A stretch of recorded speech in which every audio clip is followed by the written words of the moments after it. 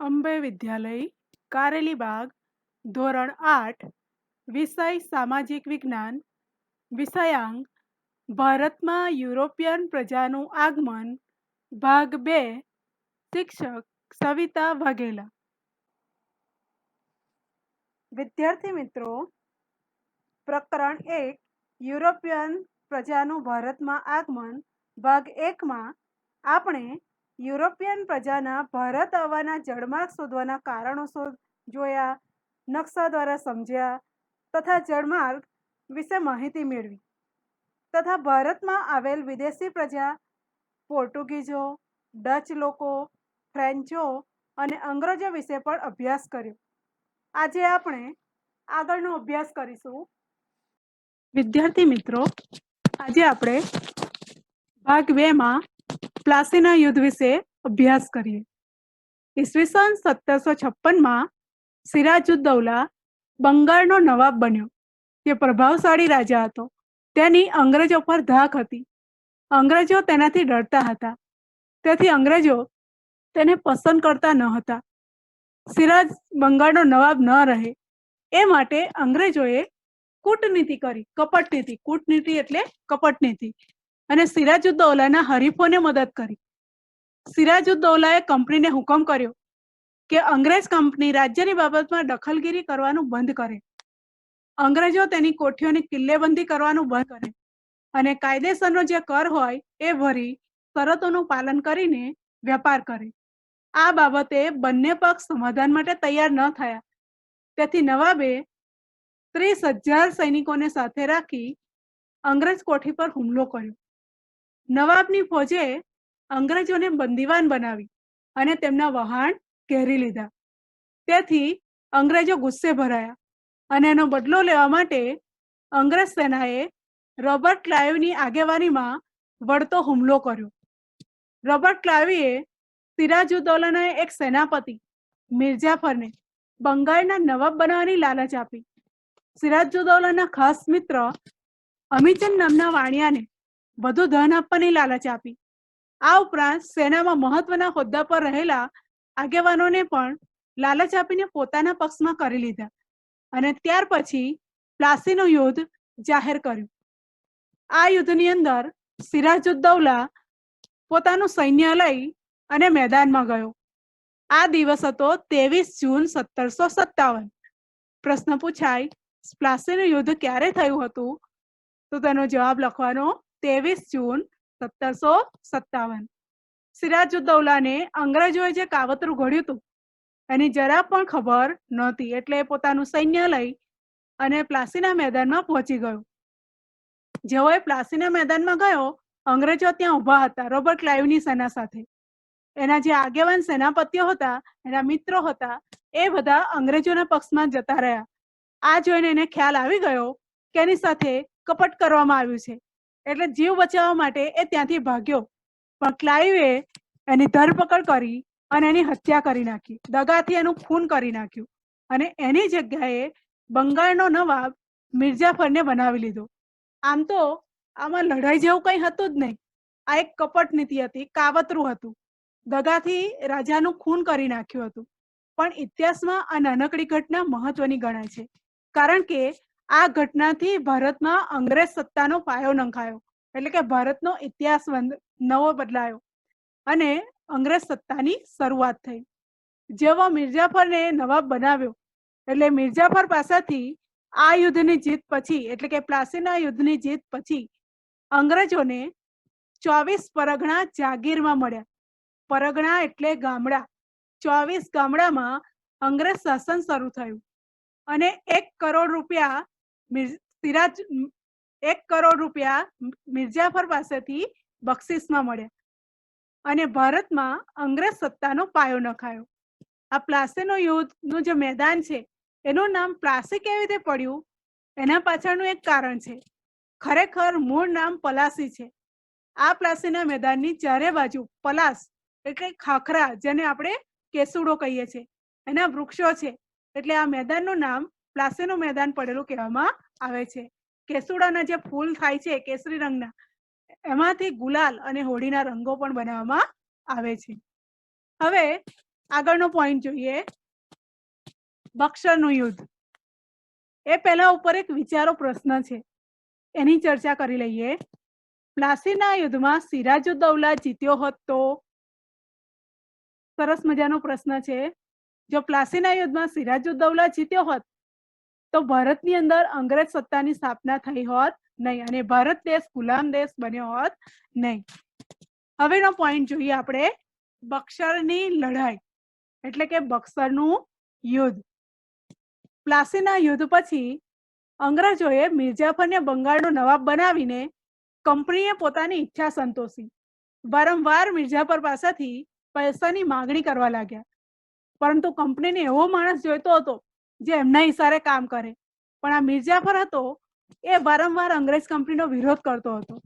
તેથી અંગ્રેજ કંપની એને દૂર કરી એની જગ્યાએ એનો જે જમાઈ હતો મીર કાસિમ એને બંગાળનો નવાબ બનાવી દીધો.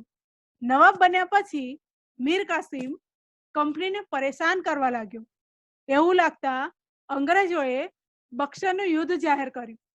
આ બાજુ મીર કાસિમે પોતાના મિત્રોની મદદ લીધી. અવધના નવાબ, દિલ્હીના બાદશાહ અને મીર કાસિમ, આ ત્રણની સંયુક્ત સેના ભેગી થઈ અને બક્સરના મેદાનમાં 1764માં યુદ્ધ થયું. આ લડાઈમાં પણ અંગ્રેજોએ કપટ નીતિ કરી અને એના કારણે મિર્જાફર હાર્યો, મીર કાસિમ હારી ગયો. એટલે એની જગ્યાએ પાછો અંગ્રેજોએ મિર્જાફરને બંગાળનો નવાબ બનાવી દીધો. પરંતુ 1765માં મિર્જાફરનું મૃત્યુ થયું એટલે બંગાળમાં અંગ્રેજોએ સત્તા સ્થાપી દીધી અને ક્લાઈવ ખુદ બંગાળનો નવાબ બની બેઠો. આમ બંગાળથી શરૂ કરી અંગ્રેજ શાસને પૂરા ભારત દેશને ગુલામીની જંજીરોમાં જકડી દીધું. ઈસ્ટ ઇન્ડિયા કંપની એક વેપારી કંપની તરીકે ભારતમાં આવી હતી, પણ ભારતની એ શાસક કંપની બની ગઈ. નીચે વિચારો પ્રશ્ન આપેલો છે, પણ એ પહેલા બક્સરની લડાઈ પછી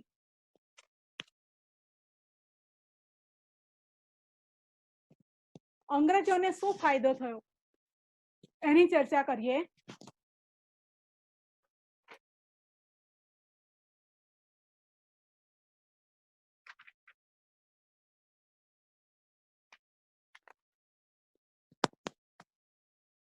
બક્સરની લડાઈ પછી અંગ્રેજોની જીત થતા બંગાળ, બિહાર અને ઓરિસ્સામાં અંગ્રેજોને મહેસૂલ ઉઘરાણી સત્તા મળી, જેને દીવાની સત્તા કહેવામાં આવે છે. ટૂંકમાં કહીએ તો વિધિસર રીતે બંગાળમાં અંગ્રેજોનું શાસન ચાલુ થયું. હવે વિચારો પ્રશ્ન આપેલો છે, એની ચર્ચા કરીએ. પ્લાસીનું યુદ્ધ અને સિરાજુદ્દૌલા ના મૃત્યુ અંગે જૂના અખબારમાં અહેવાલ છપાય. તે પૈકી એક છાપું બ્રિટનથી અને એક છાપું પટણાથી પ્રગટ થયું હોય તો તે બંને છાપાની હેડલાઇન શું હશે? જવાબ, પહેલા જોઈએ બ્રિટન. બ્રિટનના છાપામાં હેડલાઇન એવી હોય કે બ્રિટનથી હજારો માઇલ દૂર આવેલા એક ભારત દેશનો બ્રિટન સ્વતંત્ર માલિક બન્યું. પટણાથી કોઈ છાપું પ્રગટ થયું હોય તો એવી હેડલાઇન હોઈ શકે કે ભારતમાં વિદેશી શાસનની શરૂઆત. હવે આપણે સ્વાધ્યાયની ચર્ચા કરીએ. પહેલો પ્રશ્ન, યુરોપિયન પ્રજાઓને નવા જળમાર્ગો શોધવાની જરૂર શા માટે પડી? તો એના માટેના આપણે નકશા દ્વારા 3 કારણો જોયા હતા, એની ચર્ચા કરીએ. પહેલું કારણ, યુરોપથી ભારત આવવાના જમીન માર્ગનું પ્રવેશ દ્વાર ગણાતું કોન્સ્ટન્ટિનોપલ ઈસવીસન 1453માં તુર્ક મુસલમાનોએ જીતી લેતા જમીન માર્ગ બંધ થઈ ગયો. બીજો પોઈન્ટ, યુરોપથી ભારતમાં આવવાના જૂના જળમાર્ગમાં જાનમાલની સલામતી ન હતી. અને ત્રીજો પોઈન્ટ, યુરોપના લોકોને ભારતના મરી મસાલા, તેજાના, ગળી, સુરોખાર, પટોળા, ગાલીચા, શેતરંજી, મલમલ, સુતરાઉ કાપડ, રેશમી કાપડ, સાકર, મીઠું વગેરે જેવી ચીજ વસ્તુઓ વિના ચાલી શકે તેમ ન હતું. તેથી તેમને નવો જળમાર્ગ શોધવાની જરૂર પડી. પ્રશ્ન 2, ભારતમાં સૌપ્રથમ અને સૌથી છેલ્લે કઈ પ્રજા આવી? તો જવાબ આવશે ભારતમાં સૌપ્રથમ પોર્ટુગલ દેશના પોર્ટુગીઝો અને સૌથી છેલ્લે ફ્રાન્સ દેશના ફ્રેન્ચો આવ્યા હતા. ત્રીજો પ્રશ્ન, પ્લાસીનું યુદ્ધ કોની વચ્ચે લડાયું તેના શા પરિણામ આવ્યા? જવાબ, પ્લાસીનું યુદ્ધ 23 જૂન 1757 ના રોજ બંગાળના નવાબ સિરાજ ઉદ્દૌલા અને અંગ્રેજો વચ્ચે થયું. તેમાં અંગ્રેજોની જીત થતા મિર્જાફર પાસેથી 24 પરગણાની જાગીર અને 1 કરોડ રૂપિયા બક્ષિસમાં મળ્યા અને ભારતમાં અંગ્રેજ સત્તાનો પાયો નંખાયો. આગળનો પ્રશ્ન છે 4. બક્સરની લડાઈ સાથી થઈ તેનું શું પરિણામ આવ્યું? જવાબ,